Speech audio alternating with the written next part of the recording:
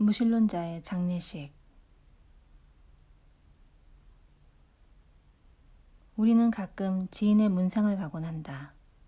장례식에 가서 분향소를 보면 고인이 무신론자였는지 기독교인지 불교인지 알 수 있다. 평소에는 자신의 종교를 드러내지 않기도 하지만 장례식에서는 대부분 종교를 드러내기 때문이다. 분향소에 종교 표시가 없으면 무신론자라 볼 수 있다. 종교는 그의 사후의 최종 목적지를 암시하기도 하고 유족의 소망을 담기도 한다.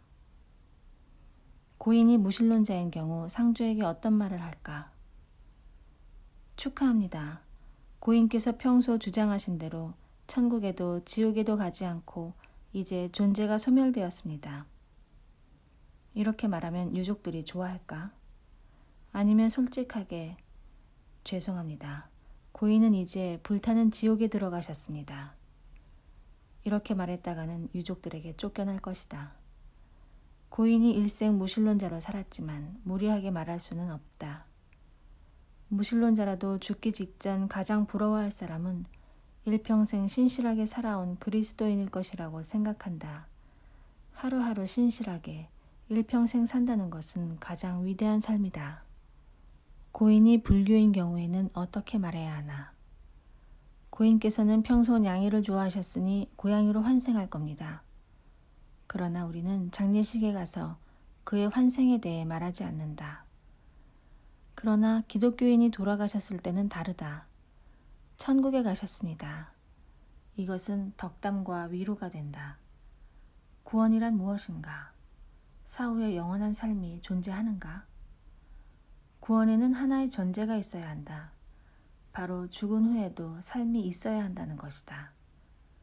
무신론자는 죽음 후에는 삶이 없다고 말한다. 무신론자들이 가장 두려워하는 것이 있다.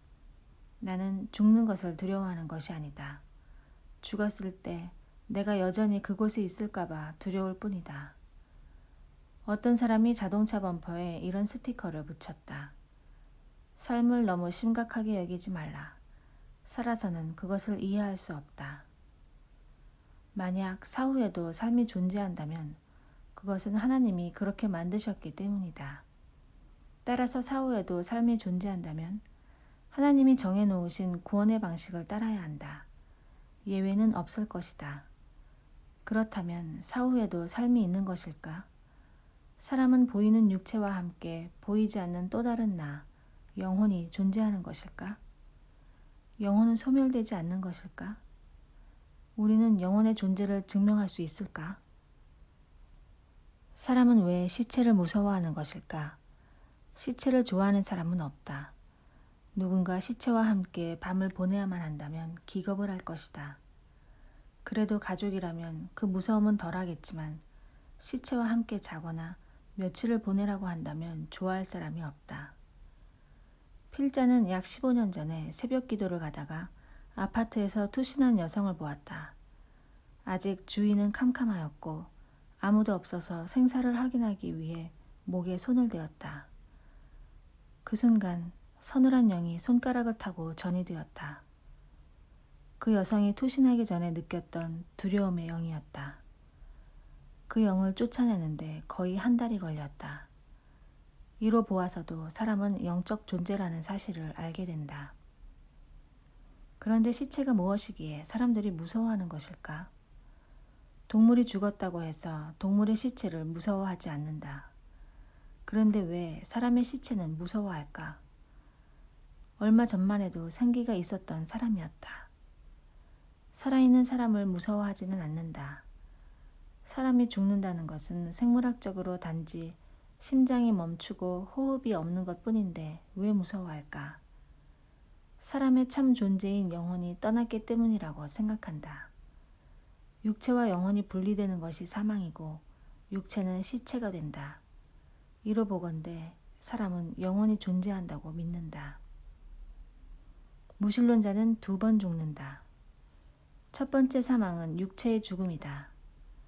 이것은 무신론자나 기독교인이나 육체의 죽음을 겪는 것은 똑같다. 그런데 무신론자는 둘째 사망을 경험한다. 기독교인은 둘째 사망을 겪지 않는다.